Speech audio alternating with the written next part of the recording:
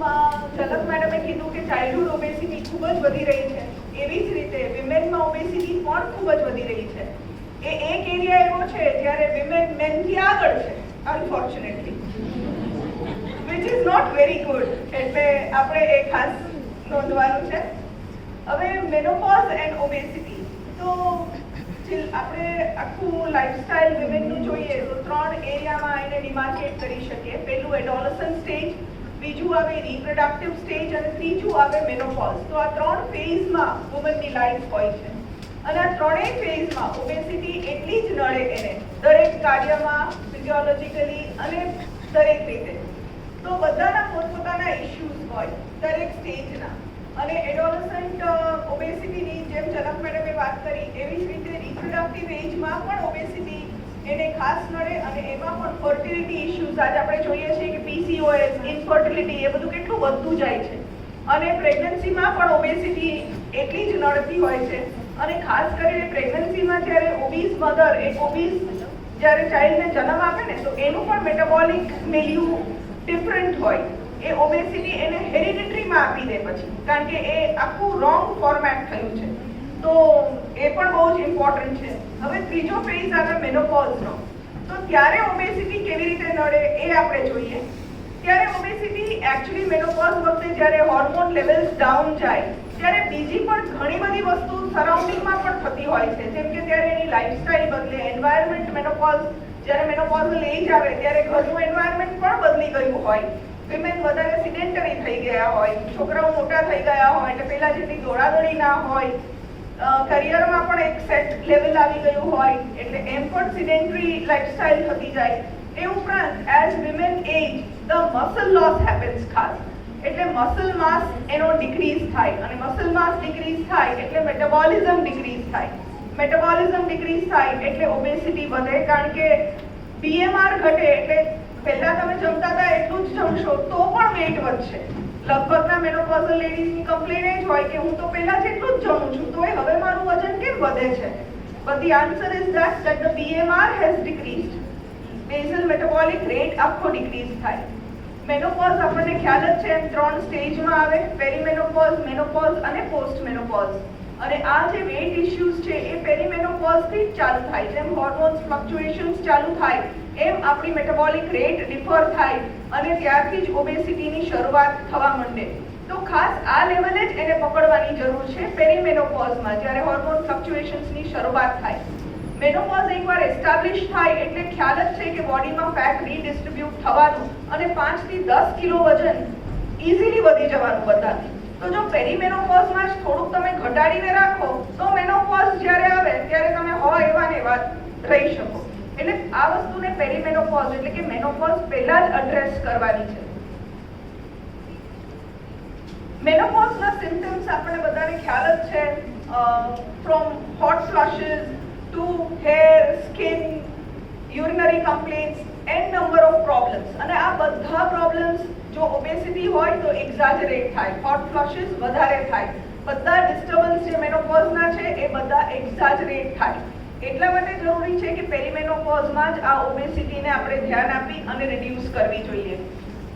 અને એ પણ છે કે જેમ આ સિમ્પટમ્સ વધે એમ લાઈફ વધારે સિડેન્ટરી થતી જાય, વધારે અમુકને ડિપ્રેશન આવે, મેનોપોઝનું એ બધું થાય, એના લીધે ઓબેસિટી થાય. એટલે અલ્ટિમેટલી મેનોપોઝના ટાઈમમાં એક વિશિયસ સાયકલ ક્રિએટ થાય.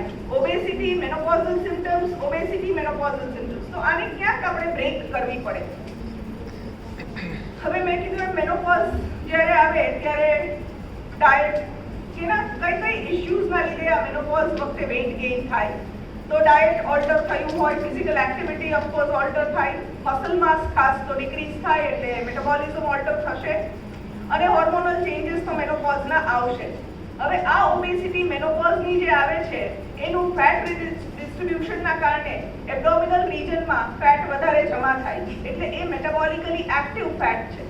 એના કારણે n નંબર ઓફ સિસ્ટમ્સ બધા અફેક્ટ થાય. ઓબેસિટી ખાલી સારા દેખાવા માટે નથી પણ actually it is a big health issue. અને એ હેલ્થ ઇશ્યુ એવો છે કે જે નાની ઓર્ગનને લઈને મોટા ઓર્ગન્સને પણ અફેક્ટ કરે છે. તો બ્રેઇનથી માંડી અને n નંબર ઓફ પ્રોબ્લેમ્સ જેમ કે સ્ટ્રોકના ચાન્સીસ વધી જાય, બીપી વધે, કાર્ડિયોવેસ્ક્યુલર રિસ્ક વધી જાય, ડાયાબિટીસ આવે, અને ઇન્ડિયા તો એઝ સચ also has become a diabetic capital. તો આ બધા પ્રોબ્લેમ્સ બી આવે. એની સાથે અમુક કેન્સરના રિસ્ક પણ લેડીઝમાં ખાસ વધી જતા હોય છે, કારણ કે આ બધા હોર્મોન ડિપેન્ડન્ટ કેન્સર્સ હોય લેડીઝમાં. બ્રેસ્ટ કેન્સર છે, એન્ડોમેટ્રિયલ કેન્સર્સ છે, તો એ બધા રિસ્ક પણ વધી જાય જો ઓબેસિટીને ટાઈમસર આપણે કંટ્રોલ ના કરીએ તો. અને મેં કીધું એમ મેનોપોઝલ સિમ્પટમ્સ જે કંઈ છે, હોટ ફ્લશીસને લઈને યુરિનરી કમ્પ્લેન્ટ્સ, એ બધા જ એક્ઝેજરેટ થશે. હવે ઓબેસિટી કોને કહેવાય? તો જેમ ચિલ્ડ્રનમાં ઝલક મેડમે બતાવ્યું કે એક ડેફિનેટ એનો ગ્રાફ હોય, એક ડેફિનેટ એનું લેવલ હોય, એવી જ રીતે એડલ્ટ્સમાં પણ હોય. તો ઓબેસિટી બે રીતે માપી શકાય, એક વેસ્ટ સર્કમફરન્સ, વેસ્ટ હિપ રેશિયો સાથે, અને બીજું બીએમઆઈ. તમારા લોકોનું જે હાઇટ વેટ આપણે કેલ્ક્યુલેટ કર્યું એ રીતે. તો વેસ્ટ સર્કમફરન્સ તમારા લોકોનું બાર વેસ્ટ હિપ રેશિયો આ લોકોનું બધા કીધું કે ખાલી વેસ્ટ સર્કમફરન્સ. ઓકે, તો આવી રીતે એનું માપ કાઢવામાં આવે, અને આના સ્ટાન્ડર્ડ્સ હોય સ્પેસિફિકલી. એ સ્ટાન્ડર્ડ્સની આપણે વાત કરીએ ને તો આપણા એશિયન સ્ટાન્ડર્ડ અને ફોરેનના સ્ટાન્ડર્ડ અલગ છે. એ લોકોમાં સપોઝ વેસ્ટ સર્કમફરન્સ 88 સેન્ટીમીટર હોય, પણ આપણામાં 88 is already obese. We have to cut down it at 80 centimetres. એટલે વેસ્ટ સર્કમફરન્સ 80 થી વધવી ના જોઈએ. એવી જ રીતે બીએમઆઈ. તો બીએમઆઈમાં એ લોકોમાં 30 એ ઓબેસિટી આવે, આપણામાં 25 આવી જાય. શું કામ? એને કારણ કે આપણને લોકોને ઓબેસિટીની અસર વધારે ખરાબ રીતે વહેલી થાય છે. એ લોકોમાં ઓબેસિટીની અસર અમુક લેવલથી વધે પછી થાય, જ્યારે આપણામાં ઓછી ઓબેસિટીમાં પણ મેટાબોલિક ડિસીઝીસ અર્લી આવે છે. એટલે આ ઇન્ડિયન સ્ટાન્ડર્ડ્સ આખા રિવાઇઝ થયા, અને આપણા માટે થ્રેશહોલ્ડ વેસ્ટર્નર્સ કરતા લોઅર છે. સો why to treat obesity? એ આપણે સમજ્યા કે obesity is not cosmetic, it is a health issue and it should be addressed timely. હવે what is the best way for a woman to lose weight? Let us understand that, કારણ કે આપણું body composition main કરતા અલગ છે. આપણા social, આપણા biological requirements પણ અલગ છે. તો આપણા માટે જે સ્કેડ્યુલ હોય એ પણ અલગ જ હોવાનું. તો basically the methods as such are same: diet, exercise, lifestyle modification, medication and surgery. આટલા મોડાલિટીઝ કેવી રીતે આપણામાં એપ્લાય કરવા એ આપણે જોઈએ. તો ડાયટ આપણે પહેલા જોશું, કારણ કે ઝલક મેડમે કીધું એમ 70% ડાયટ અને 30% એક્સરસાઇઝ, અને એ એડલ્ટમાં પણ અપ્લાય થાય જ છે. Diet is the main thing, એટલે we have to focus on that. પણ scientific knowledge about diet is very very important. Diet 3 પ્રકારના હોય. વેઇટ લોસ માટે થેરેપેટિક ડાયટ હોય, મેન્ટેનન્સ ડાયટ હોય, અને એક્સપેરિમેન્ટલ ડાયટ્સ હોય. તો થેરેપેટિક ડાયટ એટલે જ્યારે આપણે એક્ટિવ વેઇટ લોસ કરવા માટે કેલોરી રિસ્ટ્રિક્ટેડ ડાયટ આપીએ છીએ, એને થેરેપેટિક ડાયટ્સ કહેવાય. મેન્ટેનન્સ ડાયટ એટલે જ્યારે આપણે વેઇટ મેન્ટેન કરવું છે એના માટેના જે ડાયટ હોય એ મેન્ટેનન્સ ડાયટ. અને એક્સપેરિમેન્ટલ ડાયટ એટલે જે બધા ફેશન સેલિબ્રિટીઝ પ્રમોટ કરે એવા ડાયટ્સ હોય, એ બધા હોય છે. તો આપણે જનરલી જોઈએ તો કેલોરી રિક્વાયરમેન્ટ એકચ્યુઅલી લાઇફસ્ટાઇલ પ્રમાણે હોય બધાની. તો કોઈ પણ એજ અને લાઇફસ્ટાઇલ કેવી છે એના ઉપર કેલોરી રિક્વાયરમેન્ટ આખી ડિસ્ટ્રીબ્યુટ થઈ હોય. હવે at the age of around 50 તમે જુઓ તો calorie requirement has gone down. Suppose કોઈ પણ એક્ટિવ લેડી હોય તો એની કેલોરી રિક્વાયરમેન્ટ અરાઉન્ડ 2000 કેલોરીઝ હશે, પણ as she ages the calorie requirement will go down by around 500 calories on an approximate level. એટલે તમારે તમારી એજની સાથે તમારી એક્ટિવિટી લેવલ કેટલી છે એ પણ જજ કરવું જોઈએ તમારા કેલોરી કાઉન્ટ કરવા માટે. અને જે કોઈ ડાયટ છે એનું કેલોરી વેલ્યુ કેટલું છે એ પણ આપણને ખબર હોવી જોઈએ. For an adult female she should not go beyond 800 kilo calories per day. સો એ ધ્યાન રાખીને ડાયટ ડિઝાઇન કરવાનું હોય. આપણને જે મનમાં આવે, ક્યાંક વાંચ્યું હોય, કોક કરતું હોય એવું ડાયટ કરવા માંડીએ તો over a period of time that is harmful for us. તો જુદા જુદા ડાયટ આપણે જોઈએ તો depending on the type of food આપણે જોઈએ તો લો અમાઉન્ટ ઓફ ફૂડ ઇન્ટેક પહેલા તો રિસ્ટ્રિક્ટ કરવાનું હોય તો 3 પ્રકારે રિસ્ટ્રિક્ટ થાય. લો કેલરી હોય, વેરી લો કેલરી હોય, અથવા તો પછી મીલને જ રિપ્લેસ કરી નાખે એવા ડાયટ્સ હોય. તો લો કેલરી ડાયટ યુઝ્યુઅલી અરાઉન્ડ 1000 થી 1500 કેલોરીઝ અલાઉ કરે. અને એના એક્ઝામ્પલ્સ છે ફૂડી ડાયટ છે, Weight Watchers diet, cabbage soup. ઘણા કે હું ખાલી મગનું પાણી પીને ડાયટિંગ કરું છું. આ એ બધા ડાયટ રિસ્ટ્રિક્ટેડ ફૂડ ઇન્ટેક. પછી વેરી લો કેલરી ડાયટ હોય જેમાં ખાલી ટ્યુબ ડાયટ કે પીવાની વસ્તુ અલાઉડ, ખાવાની એકય વસ્તુ અલાઉડ નહીં, એવા ડાયટ્સ હોય. મીલ રિપ્લેસમેન્ટ એટલે જમવાનું નહીં પણ પેલા પાવડર્સ આવે એ પી લેવાના એક ટાઈમ અથવા તો બંને ટાઈમ. આ બધા ડાયટ ડ્રાસ્ટિક વેટ લોસ કરવા માટે હોય છે, પણ આના બધાના સાઇડ ઇફેક્ટ્સ હોય છે because these are not nutritionally balanced diet. એટલે if you do them for prolonged period of time they will lead to nutritional abnormalities, nutritional deficiencies. એટલે આવા કોઈ પણ ડાયટ એકચ્યુઅલી કોઈ સુપરવિઝન વગર ફોલો ના કરવા જોઈએ. Then again depending on the type of food there is low fat diet. Fat નથી ખાવાનું, ઘી બંધ કરી દેવાનું, તેલ નહીં નાખવાનું, તેમાંય બધા ફેટ અવોઇડ કરવાના. તો ફેટ સોલ્યુબલ વાઇટામિન્સ આપણને ક્યાંથી મળશે? A, D, E અને K આપણા વાળ સ્કિન માટેના જે મેઇન વાઇટામિન્સ છે એ જ નથી. તો આવા ડાયટ પણ ના ચાલે. લો કાર્બોહાઈડ્રેટ ડાયટ, કાર્બોહાઈડ્રેટ જ નહીં ખાવાનું, રોટલી ભાત બંધ કરી દેવાના. હવે carbohydrate is the main source of energy for our brain, તો ઘણાને એમાં પ્રોબ્લેમ થાય એટલે એવું પણ ના કરાય. કીટો ડાયટ, ખાલી પ્રોટીન ખાવાનું, so that puts a lot of load on the kidneys, તો કિડની ડેમેજ થઈ શકે. એટલે આવા કોઈ પણ ડાયટ ના કરવાના હોય. મેડિટેરેનિયન ડાયટ જેમાં રો વસ્તુ જ ખાવાની, ખાલી ફ્રૂટ્સ ને વેજીટેબલ્સ ખાવાના, બીજું કશું જ નહીં ખાવાનું, તો એમાં આયર્ન ને એ બધું ના આવે, તો એ લોકોને over a period of time iron deficiency થઈ શકે. Depending on the time of meal consumption there are intermittent fasting અને detox diet.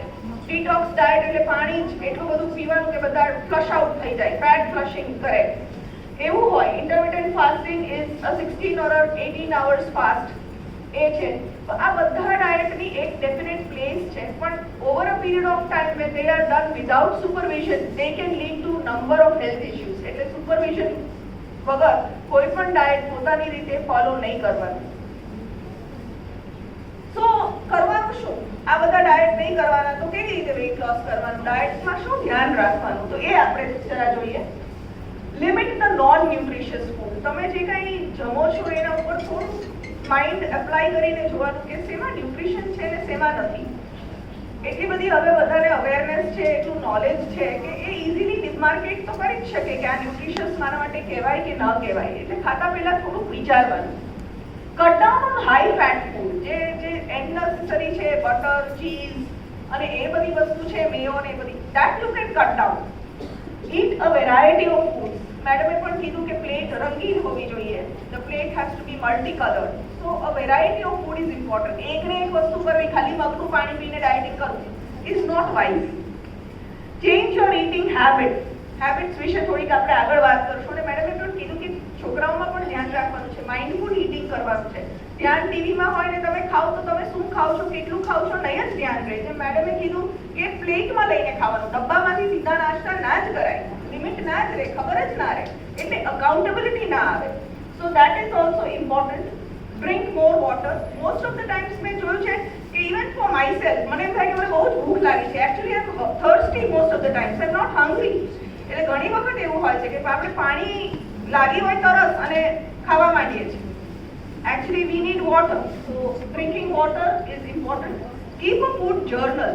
એ જર્નલ સપોઝ આપણે ખરેખર વેઇટ લોસ કરવું છે અને ડાયટ, તો ખાલી અઠવાડિયા માટે આપણે આપણી રીતે લખતા જઈએ ને ડાયરીમાં કે મેં શું ખાધું, અંદર શું નાખ્યું આખું, તો એ ડાયરી જોઈને જ આપણને જ ખ્યાલ આવી જશે કે આપણે ક્યાં ભૂલ કરીએ છીએ. And that accountability is very very important. Practice mindful eating. મેં કીધું ને એમ ધ્યાન રાખીને જમવાનું, આપણું મગજ જે જમીએ છીએ, શું જમીએ છીએ, કેટલું જમીએ છીએ એમાં રાખવાનું. Snack smarter. ઘણા બધા ઓપ્શન્સ છે સ્નેકમાં, આપણે આગળ પણ જોશું. So we have to be a little smart in what we choose to put in. Ditch the diet. Don't do diets just because of fashion or just because somebody else has done it. Don't do it that way. Use smaller plates. Very practical tip. મોટી થાળીઓ લઈએ એના કરતાં નાની પ્લેટમાં જમવાનું ચાલુ કરીએ તો પણ આપણે અમાઉન્ટ રિસ્ટ્રિક્ટ કરી લઈએ. Take a probiotic supplement which is plus minus, but yes, probiotic food as buttermilk, dahi, milk products એ બધું લઈ શકાય. ચ્યુ સ્લોવર.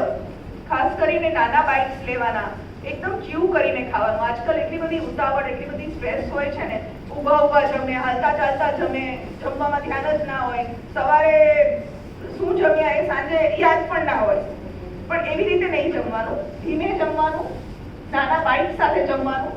કારણ કે બ્રેનને સેટાઇટિક સિગ્નલ જેમ આપણા બ્રેઇનમાં એક સેન્ટર છે જે આપણને કહેશે કે હવે બસ હવે નથી જમવાનું, પણ એ એલિસિટ થતા 20 મિનિટ્સ થાય. હવે એ 20 મિનિટ્સમાં તો પાછું 2 વાર જમાઈ ગયું હોય એવું થઈ જાય જો ફાસ્ટ જમીએ તો. એટલે માટે ધીમે જમવું બહુ જ જરૂરી છે, તો બ્રેઇન તમને ટાઈમસર એ સિગ્નલ આપી શકે કે હવે we are full, we don't need much. Eat a healthy breakfast. Breakfast is the first meal, very important meal of the day. So breakfast is very important. One should not skip a breakfast. આપણા કલ્ચરમાં પણ કીધું છે ને કે breakfast રાજાની જેમ કરવો અને ડિનર રંકની જેમ કરવું, તો એ ખરેખર ઇમ્પોર્ટન્ટ છે and that is wise. Experiment with intermittent fasting. Intermittent fasting should be scientific. Actually, it is very good and it has worked very well with patients and with everybody. પણ એ પણ intermittent fasting પણ જે diabetes વાળા હોય લોકો એના માટે નથી, પણ who are having a normal sugar level and can do it should do it. Actually આપણા કલ્ચરમાં તો એવું જ હતું કે 3 ટાઈમ જમવાનું અથવા 2 ટાઈમ જમવાનું, અથવા નંદીને તો ભગવાન શંકરે એક જ વાર જમવાનું કીધું હતું, 3 વાર નાવાનું કીધું હતું. તો આપણા કલ્ચરમાં એકચ્યુઅલી એવું જ છે કે એટલી બધી વાર ખાવાનું ના હોય. હવે એવી રીતે એડવોકેટ આપણે કરીએ છીએ કે 5 to 6 સ્મોલ ફ્રીક્વન્ટ મીલ્સ, પણ actually there is a theory which states that you should not disturb your insulin access like that. વારે ઇન્સ્યુલિન એક્સેસની સ્ટડી નહીં કરવાની અંદર વસ્તુઓ નાખીને. સો પેટ ભરીને માઇન્ડફુલી 2 થી 3 વાર જમવાનું અને એવી રીતે જમવાનું. વારે જે આવે એ હાલતા ચાલતા જે ખાવાની ટેવ હોય ને એમાં કેટલી કેલોરીઝ અંદર જતી રહે ને એનો કોઈ હિસાબ જ પછી ના રહે. Cut back on the added sugar. આગળ બી આના પર આપણે વાત કરશું. મેડમે પણ કીધું કે સોલ્ટ અને શુગર રિસ્ટ્રિક્ટ કરવા જ જોઈએ because they are not good for your diet. This is the food pyramid, જેમાં નીચે વોટર છે.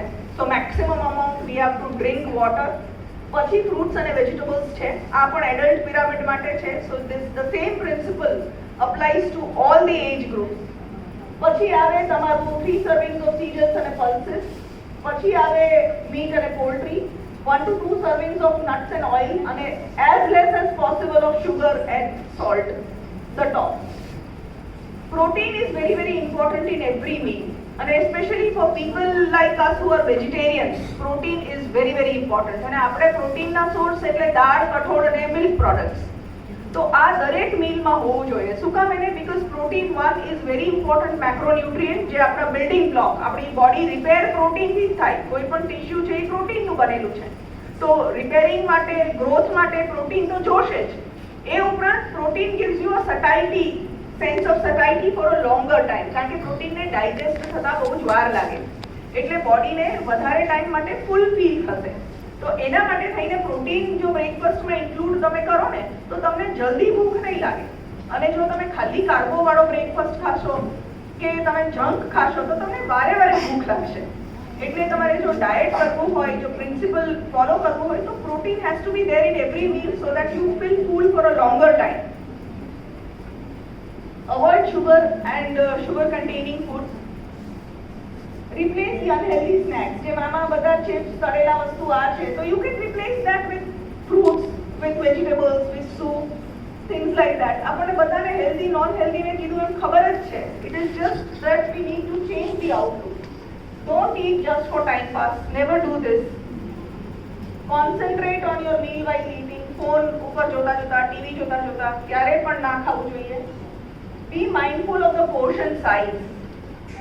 આપણી પ્લેટ જ નાની રાખવાની, કેટલું ખાઈએ છીએ, અથવા તો એક વારમાં બધું પીરસી દેવાનું, નક્કી રાખવાનું કે હું એક જ વાર પીરસીશ, પછી હું નહીં લઉં, એટલે જેટલું જોઈએ છે એટલું એક પ્લેટ લઈને એમાં બેસી જાઓ તમે. So that is also a good trick. Smaller plates, જો રિસ્ટ્રિક્ટ કરવું જ હોય ફૂડ તો this is one of the best tips. Small bites and chewing well is also very important. Estimate your intake to improve accrual. મેડમે કીધું label વાંચતા શીખો. This is very important. વાંચો, અંદર શું નાખો છો, થોડુંક વિચારો કે આ શું કરે છે, આ શું છે મારા માટે, what am I doing with this to the body.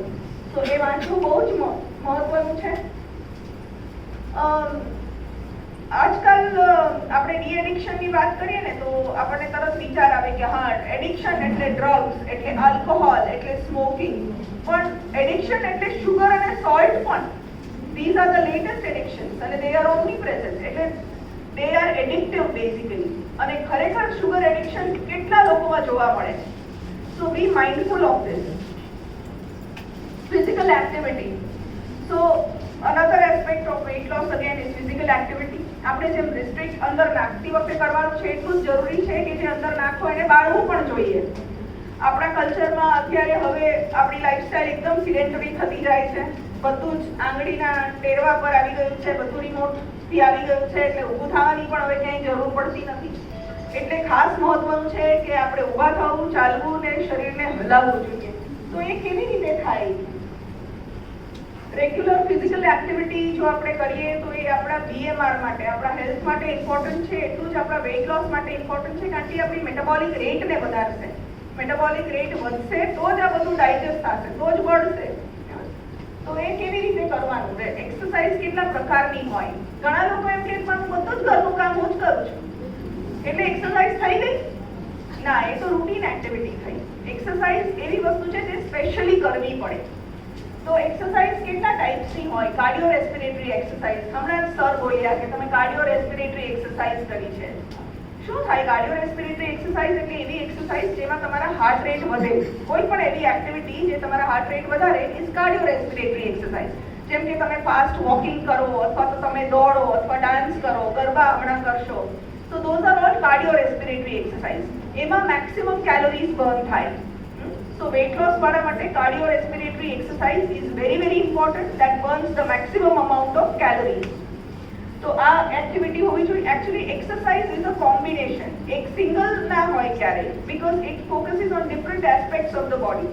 તો cardiorespiratory exercise calories burn કરશે, heart rate increase કરશે.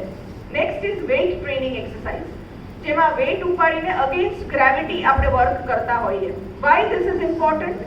Because this helps in building the muscle mass. મેં પહેલા જ કીધું એમ મેનોપોઝ આવે, એજ વધે એટલે આપણું મસલ માસ ડિક્રીઝ થાય, એટલે આપણું મેટાબોલિક રેટ ડિક્રીઝ થાય અને એટલે ઓબેસિટી વધે.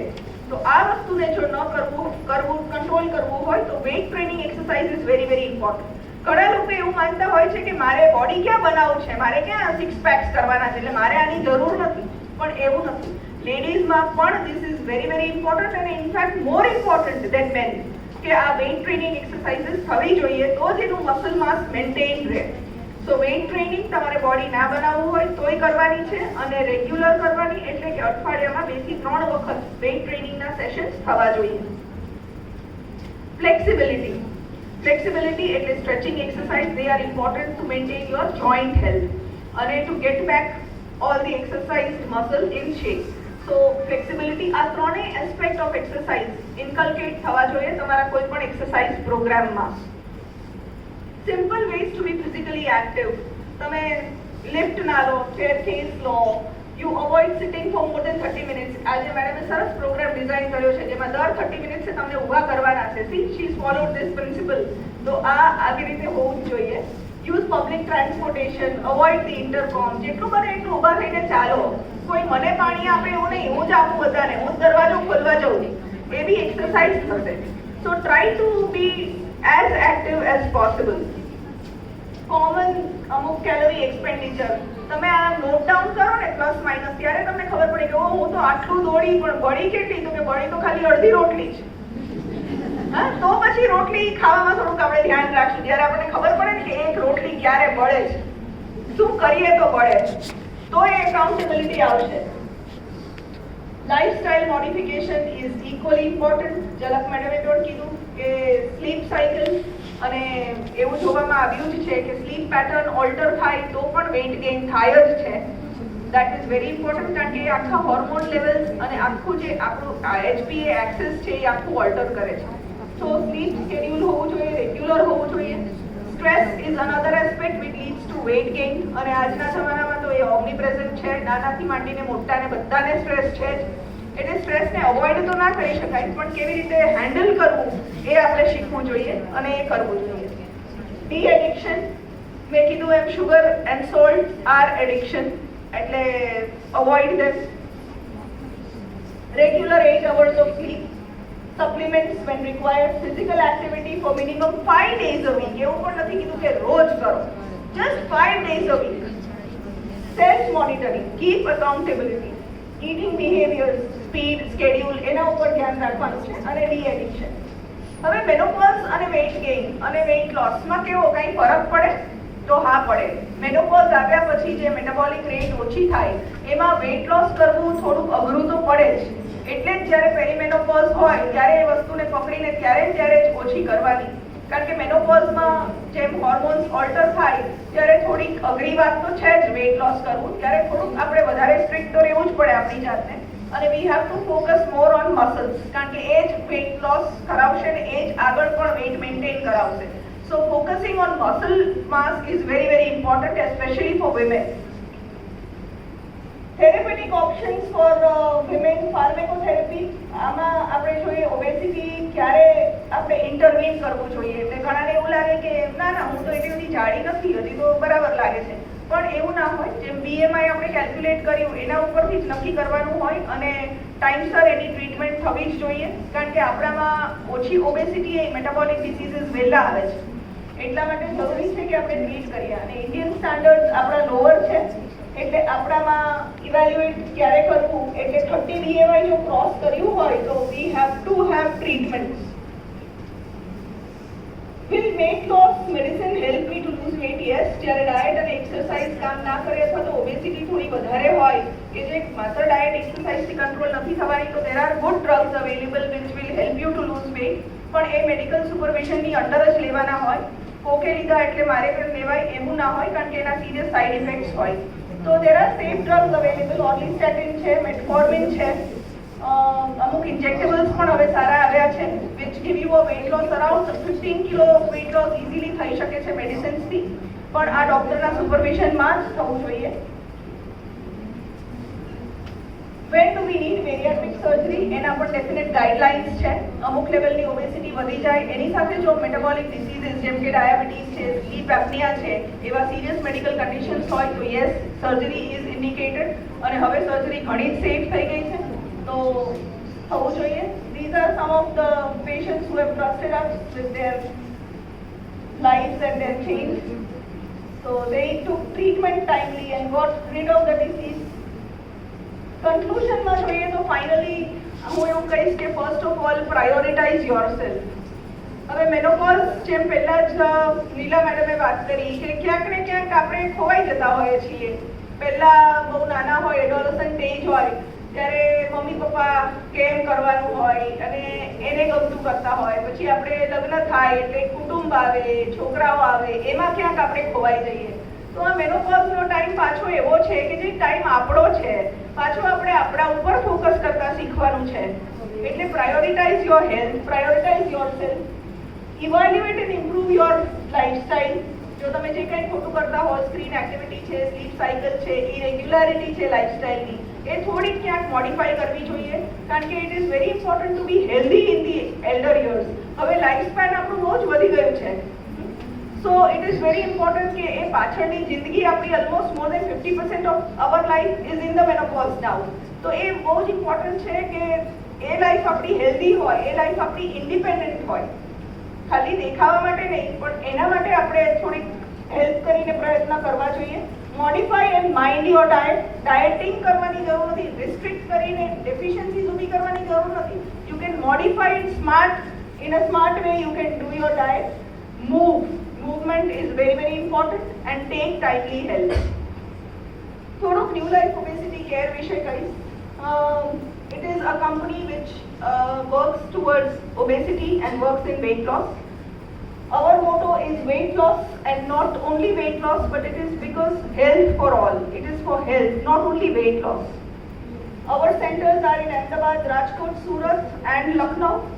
You can contact us on this number. આ ઉપરાંત તમે બધાને આજે એક બ્રોશર અમારું આપીએ છીએ જેમાં 2 મહિના માટે થઈને we have given you a free consultation for your weight. So any time you can, આ રોડ પર જ ન્યૂ લાઈફ હોસ્પિટલ કરીને છે, ત્યાં અમારા doctors round the clock available છે. They would guide you if you want guidance for your weight. So you will all get that brochure where you can come for a free checkup at our hospital. Thank you so much.